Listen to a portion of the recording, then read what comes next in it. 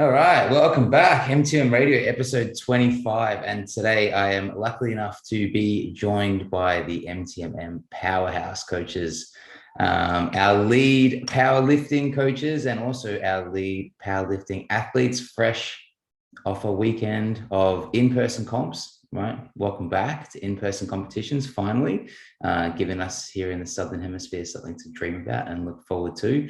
But Coach Maggie and Coach Laura, thank you so much for sitting down with me today, and we're going to go through and recap your competitive event. Like I said, first one back in a long time, which is probably one of the things that I want to get from you guys the most is, has it been something that's been burning for the last 2 years to get back on the platform? Was it something that for a period of time, being on the back burner for so long, did you ever think like maybe you'd been on the platform for the last time at any point? I might start with you, Mags. Take us through, the last 2 years and the ups and downs and heading in. At what point did you decide, yep, I'm getting back on there? Yeah, it's been a roller coaster of 2, 3, almost 4 years actually since my last competition. That was in 2018. Early 2018, I did nationals. And then at that point, I thought I would compete again in the next nationals, which is 2019. But I ended up doing something to my back, still not sure what it was, but it ended up putting me out of training. And so I wasn't able to go into that competition. And, there was a period of time there where I felt pretty defeated and thought I would never train powerlifting again, let alone compete. So I really took some time over COVID, I guess, during lockdown to capitalize on the fact that I wasn't, able to lift a really heavy barbell because that was not going to help the situation with my back. So I just tried to focus on rehabbing it, doing a lot of Pilates. I got into CrossFit once gyms opened up just for some functional fitness. And I thought that I was going to start, competing in CrossFit and just going that direction, and that powerlifting was behind me. And then things started opening up, and, I saw that regionals were coming back soon. And so I think it was 16 weeks out of the competition. I decided to get back into training specific for powerlifting and also competing. So it's a very quick decision for sure. But one that I am so grateful that I made. And yeah, it was really, really great to get back out there, and I'm excited to continue to train for powerlifting, for at least the foreseeable future. And for those that have been listening for the last at least couple of weeks anyway, this is kind of the reason that we did the whole compliance challenge, right? Was getting ready for Westerns. Yeah. And it served me well, for sure. Well, you made it. You made weight, obviously. Yes, I did. And Laura, how about you? Yeah, so I last competed in July of 2019, so a little bit more recently, and I had my next competition scheduled for May of 2020. So even once lockdown first hit, I think I was like under the impression a lot of people were that, this might be a month, this might be 6 weeks, like it can't be that long. So my parents had a home gym, and I drove, 45 minutes 3 times a week to get out there and do that. And I think once that competition was canceled, that was a little bit of a dip in my motivation. It felt like, okay, COVID's longer than I thought it was going to be. And, training powerlifting specific is interesting, but without a meet, I think I found it a little bit difficult. So similar to Maggie, I got into a little bit more, some CrossFit style training. Again, it was all at a home gym. So I think, battling with that idea of motivation was probably the biggest factor for me. But switching up my training and being able to do something else was helpful. But as soon as I saw competitions were back, I was like, yeah, I'm ready to go. Like, this is what I've been waiting for. And it really did kind of, I think, cement that continuing to train, even if it was a little bit less powerlifting specific, a little bit more functional fitness focused, was still beneficial. And it was probably around the same time as Maggie. I think it was about 16 weeks out. And it was a bit of a tweak to my training, but I still generally had the kind of big 3 in there. So it was really nice to have something to focus on. And I'm looking forward to kind of continuing those in-person competitions and being able to have that as a motivating factor. Perfect. So I guess that was my next question is it just a return to the platform to say, I made it back? Or is it like, no, we're back and we're back to stay now? I'd say like back to staying now. I want to be cognizant of like how much I put into powerlifting before, not just like in terms of time and energy and focus and things like that, but just like the identity part, and how much I identified with powerlifting and how much I relied on it for motivation and also just like self-assurance, I guess. I don't really know what else to call that, but like, you know, feeling proud of yourself, like trying to make sure that I'm still incorporating other ways of staying motivated and other ways of being proud of myself and proud of my efforts. That's not just reliant on a powerlifting competition. But that being said, I'm going to go to nationals. I'm really excited for that. And then I want to make sure that I'm still balancing some other hobbies that I've picked up over the past few years, like hiking and things like that. So CrossFit. It's hard to be and CrossFit. Yeah. It's hard to be at your, like, it's hard going into a competition, knowing that maybe you could have done more in training to perform better at that competition. So kind of letting go of that expectation as well, I think is important too, because it can't be 100% powerlifting all the time. That's just not something that's sustainable. So I guess kind of, I want to keep it in my life, you know, for as long as I can kind of see right now, but perhaps adopting a bit more of a sustainable way of doing so. No. Yeah, I feel like similarly for me, and maybe COVID gave me a little bit of insight into like how other forms of fitness throughout the year can complement powerlifting as well. I think that was something I maybe didn't appreciate as much before. I was more so like, powerlifting is the way to get better at powerlifting. And like, that's the only option. And I think having the opportunity over COVID to have more time between competitions and have time to like try these different methods of training will, I think, give me more balance going forward, so that, you know, I may have these competitions whatever number of times per year, but then in more of an off season, being able to incorporate these other forms of fitness that are more enjoyable, you know, change things up. And I think also help address some of the weaknesses in kind of my big three lifts. Like, I think that's something I'll take away from it for sure. Yeah. I think you guys have kind of hit the nail on the head there. Like, COVID in general, I guess specifically for us as coaches and for the majority of what our clients do is competition preparation, right? And I'm sure for you guys was similar, but I found myself over the last 2 years having many conversations with athletes about being, well, why do you train the way that you train? Is it simply just to win medals and to get on the platform, or is it more of, you know, because you want to see what your body's capable of and how can you perform when you're running at your best? And by being at your best, you have to look after all these different metrics and blah, blah, blah, blah. So I think for us as coaches too, the most relatable part of what we do is that we're on the platform, right? Like, it's much easier to work with an athlete that you're preparing for a competition when they're going through a weight cut, or, you know, they're nervous, or it's their first competition, or it's a really big stage, to be able to say, you know, we can relate to the experience, and this might be some advice or some tips on how to handle it or what to expect, you know. And I think too, it's important, not that we all have to compete, but I think that when you do compete, it refreshes what that experience is like.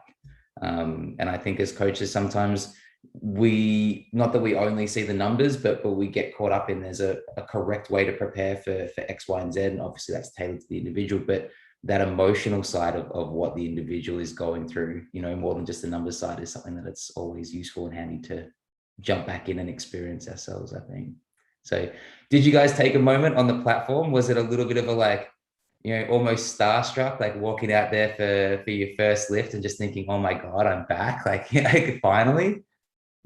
Yeah, I think I didn't realize how long it had been since I competed. And I woke up in the morning and I was just like, literally, it's been almost 4 years since I've done this. And I think I went in, you know, thinking I would remember how to do everything, how to check in, you know, getting my rack heights and all of these like little pieces. And I just went and I was like, I totally forget what I'm supposed to do. But once it got on the platform, I felt as comfortable as ever. And I've never competed in British Columbia. I always competed in the Ontario Federation. So it was cool to meet some new people. And also have my friends and family from BC, be in the audience, which I know Laura didn't have the option of having, but yeah, we didn't have a little different there. Yeah. So I think from that perspective, I maybe didn't have the moment at the beginning because it's not dissimilar to a gym environment. Like there's no spectators. There's just the kind of like referee and then the spotters, and then everyone's behind you behind the curtain. So it at the beginning was like a little bit odd, but I think it was once the atmosphere came back in like the kind of warm up area and like people were chatting and like catching up and stuff. That's when it kind of hit me where I was like, okay, like we're back. This is cool. Yeah. Nice. So we're going to try something a little bit technologically advanced for MTMM Radio. We're going to actually try to share the footage of you guys and your lifts. But maybe for anyone who's listening that's not super powerlifter proficient, when we're talking about the big three, specifically for powerlifting, we're talking about, in a competitive sense, you have 3 attempts at a squat, 3 attempts at a deadlift, and 3 attempts at bench press. And provided you make those lifts, like your score is your total of like your biggest lift from each one of those 3, correct? Correct. Yeah. Now, and I'm probably one of those that doesn't have a huge grasp on the way that a powerlifting competition runs, but your session is like, it's like a couple of hours, right? Like you have, I know, because for weightlifting, everyone goes through, does their snatches, and then there's a little break, and then everyone goes through and does their cleans. Is it a similar type setup, except there's almost like a third piece of that for the third lift, or is it most of the day that a weight class would normally take to get through? How does it? So it really depends on the size of your session and your flights. So there'll be usually 2 to 3 sessions in a day. And within a session, there'll be anywhere from 1 to 3 flights. So say we have session A and there's 2 flights in session A, there's about anywhere from 8 to 14 lifters in a flight. And so what will happen is all 14 lifters will go through and do their first squat, their second squat, their third squat. And then they'll break. The second flight will do their squats, and then there'll be another break. And then we'll go back to the first flight to do their bench press. Now, one area too, that I know it differs from weightlifting, I think, is that, you typically are always going in the same order. So you always have like a similar, like 5 to 10 minutes of rest between each attempt. I know in weightlifting, it can go like back to back almost with your attempts. It's done by weight. So the bar only goes up in weight, not down. Oh, okay. Yeah. Same in powerlifting for each attempt. So your first attempts, it'll be in order of weight, and then it'll go back to the bottom, like the start of the row. Okay. In terms of weight, but yeah. So my competition, I was there for like 4 hours, whereas Laura's was about 2, because she had one flight of 12, 14 Yeah. in her session. And I had 3 flights of 8 or something like that in mine. So yeah, in terms of nutrition, it makes it a little bit tricky, and you have to know those details in order to really be able to plan out what you're going to bring and how you want to eat. Yeah. So how long would you have typically then, Mags, between attempts on the same lift? Like 5 to 15 minutes. And you're able to hit numbers out the back, like you're able to stay warm. It's not just like you rarely do. Powerlifters are used to resting for like a while. Yeah. No at the back doing grace. No. Typically, and usually it's not much more than 10 minutes that you're waiting. Okay. All right. Cool. Okay. So who wants to go first? Who are we going to start with? I have the videos up here, and I have mine up first, so I can go through those, and then we'll share. All right, perfect. I want you to talk us through them as well, Max. Okay. I believe I'm not sharing sound, so here we go. So this is my third squat. This is 122.5 kilos, which is 270.1 pounds. This was a tie to my previous comp PR. But what my goal was going into this comp was to not have as nasty of a hip shift in my squat, which I believe was the cause of a lot of my back pain issues. So I feel very good about crushing that goal. Oh, you just like ruined it. Spoiler alert. But it still doesn't look great. So Nice. And then this is my bench press, which was 77.5 kilos, which is 171 pounds. This was a comp PR and also just a lifetime PR, which I was really stoked about.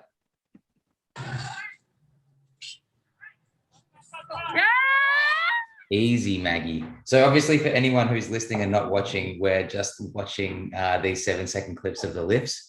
So if you want to see these, jump onto the YouTube and have a look for episode 25 of the MTMM Radio, and you'll be able to see Mags doing her thing as well.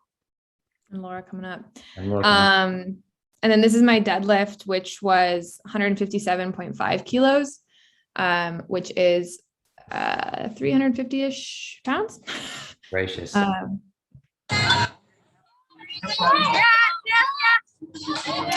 And this is where I really felt that like, okay, I'm back on the platform feeling, because I was fighting for a podium spot with this lift, which I ended up snagging. So congratulations. Yeah. How you don't have to pull sumo, do you? You can pull conventional. Yeah, you can pull however you want. This is kind of like a semi both sort of. Yeah, semi sumo. I've pulled conventional in comp before. I've pulled sumo in comp before, but nothing has felt as natural and comfortable as this random froggy position. Perfect. And then, yeah. What was that? Sorry, Laura. I have also adopted this similar position.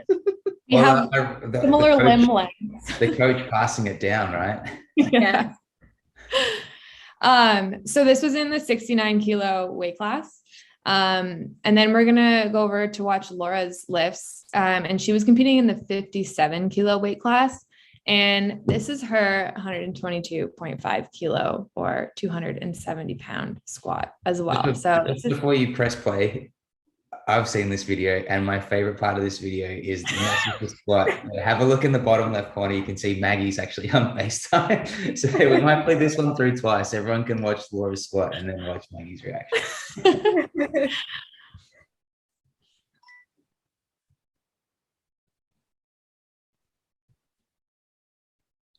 Nice.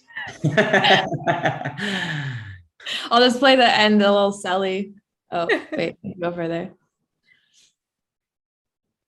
So in powerlifting competitions, you have a coach or what's called a handler.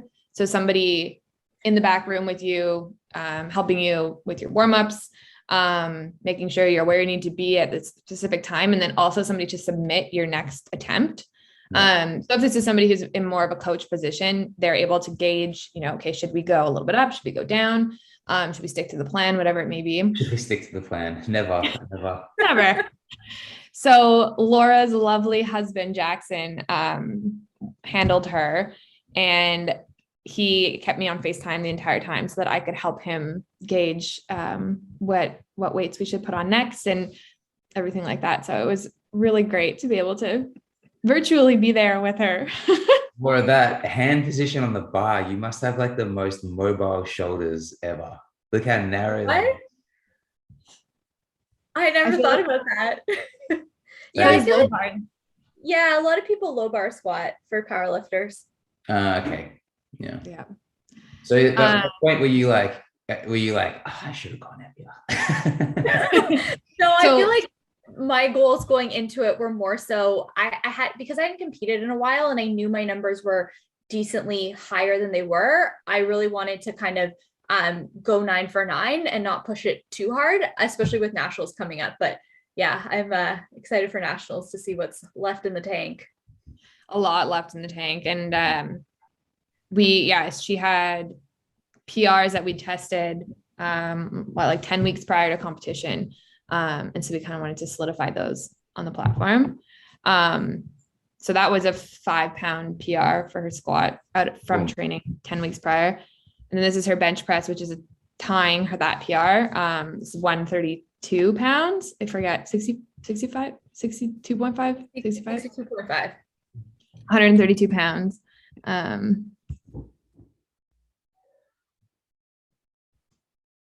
Nice.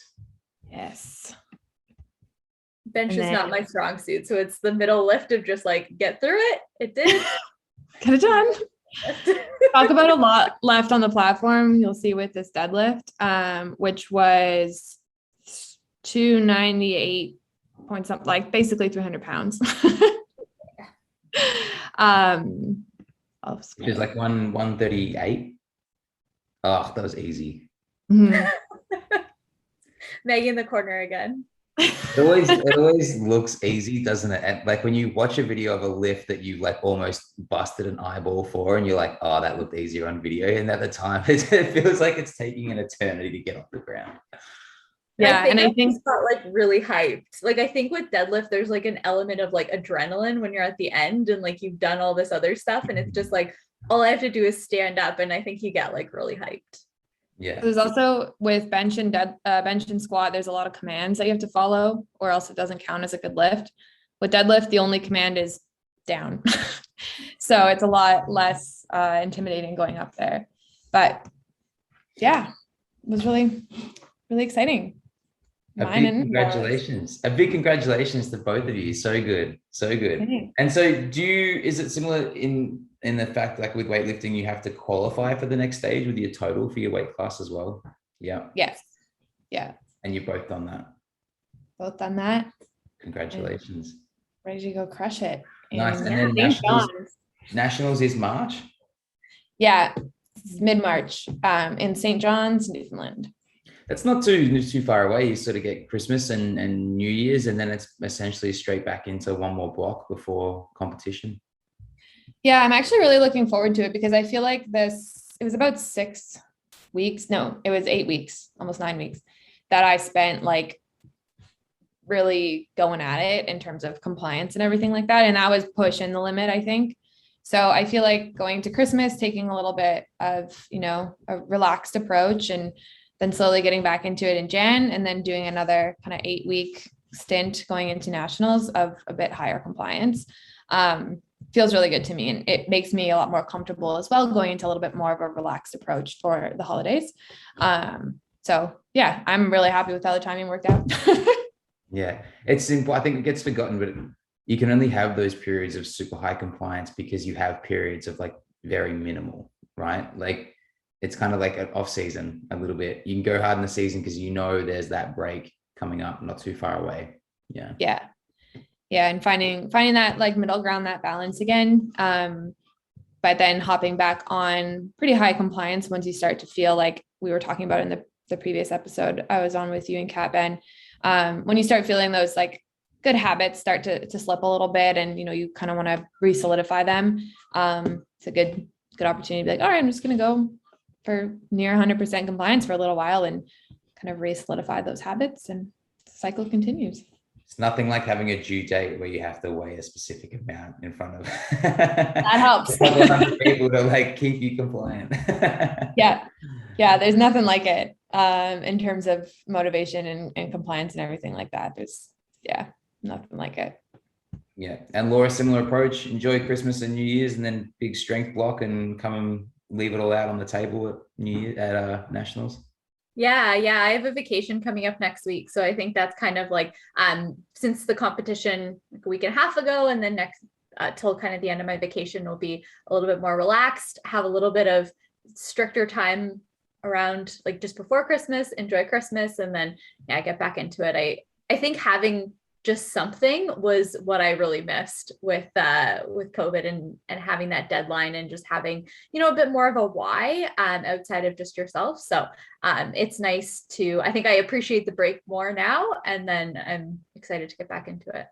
Awesome. Well, congratulations to you both. And we'll have to do this again on the other side of nationals. And maybe we can try some real advanced technology and put your regionals lifts up against your nationals lifts and have a look at the two there. But big congratulations. It's amazing. Not just, as a coach, but I think personally for you two both as well, getting back all the way to the platform and then having really good competitions, I think, solidifies how good you are at what you do, and why you two are our lead powerlifting coaches within the MTM community. And I think it's great that you still get in there and get your hands dirty on the platform as well, and kind of ride shoulder to shoulder with those that ultimately like we're trying to help. So big ups from me. And then if anyone's listening and you're thinking about making a go on the platform, or you've got a comp coming up that you want to give your best at, these two are definitely the ones to talk to.